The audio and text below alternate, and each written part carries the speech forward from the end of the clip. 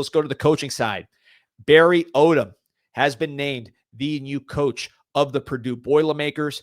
44-33 record as a head coach. Of course, most recently with UNLV, previously with Missouri. He was a player at Missouri. Fast guy, man. He ran a 10.6 in high school, which I found hard to believe, but read it. Played linebacker there. Was the defensive coordinator at Mizzou, also Memphis and Arkansas, defensive guy, known for the versatility of his defensive fronts. But I thought when he was at Missouri, he did a fine job. The record says 25-25, had a 4-win season coming in, but eventually built it up to a bowl team, 2016 to 2019. Some people thought he got a raw deal when he was let go there.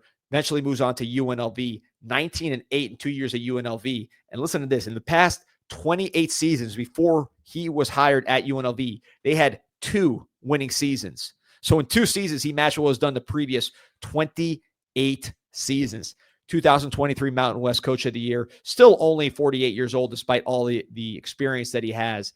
And the ironic thing, Pete, Ryan Walters, who he's replacing at Purdue, 5-19 as a head coach, 1-11 this year, probably the worst offense in the nation next to FSU. Ryan Walters, his mentor, is actually Barry Odom. So usually you like to see coaches or schools get a coach that's kind of the opposite of what they had before. That's usually the pattern. A school will say, well, we're firing this guy, so we're going to get the complete opposite with the next guy.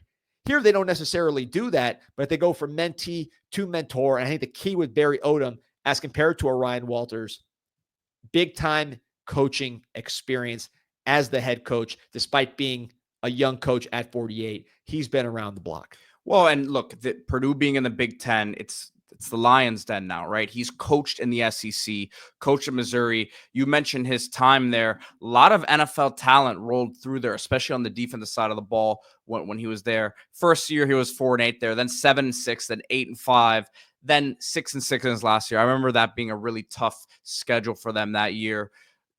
I'm an NFL agent as well, represent a guy, Jordan Elliott, who played for Coach Odom at Missouri, and they defensively, at least, those guys really, thought very highly of Coach Odom on that side of the ball. So has his pedigree there, and I think a guy who, having gone to Arkansas in between here, and then obviously the latest stop here at UNLV and had success there the last couple of years, hopefully for him has learned from his experiences at Missouri, but again, has been in that environment, coaching in a conference where every week you have a real test. Yeah, and I think the talent identification, which you mentioned, Pete, you go through his classes at Missouri, the bottom of the class was often better than the top. He was finding studs that other teams were ignoring. Nick Bolton wasn't even a top 150 player in Texas, now one of the best linebackers in the NFL. Darius Robinson, who is now with the Arizona Cardinals, first-round pick. He was a low 3-star player. Tyree Gillespie, who he got from Florida. Safety. He's the lowest-ranked player in that Missouri recruiting class, ends up making the NFL. So as a guy who can identify talent, and you're a school like Purdue, you got to find diamonds in the rough. You got Indiana now on the rise, right there in state. You already had to worry about Notre Dame getting the best of the best from that area. Now Indiana's in the college football playoff. So 2 teams from Indiana in the playoff. Recruiting is going to be a lot harder for Purdue. They're going to have to find the diamonds in the rough and get this team going from a talent standpoint, because Purdue has been known for NFL talent despite being a smaller school. They've had NFL quarterbacks, a lot of NFL pass rushers. They have a nice NFL pedigree, and they're looking to get that back. The interesting thing to me, Pete, if you look at the 2 coaches that have had the most success at Purdue, whether it was Jeff Brom or Joe Tiller, offensive guys, now going with a defensive guy in Coach Barry Odom. Excited to see how this one works out.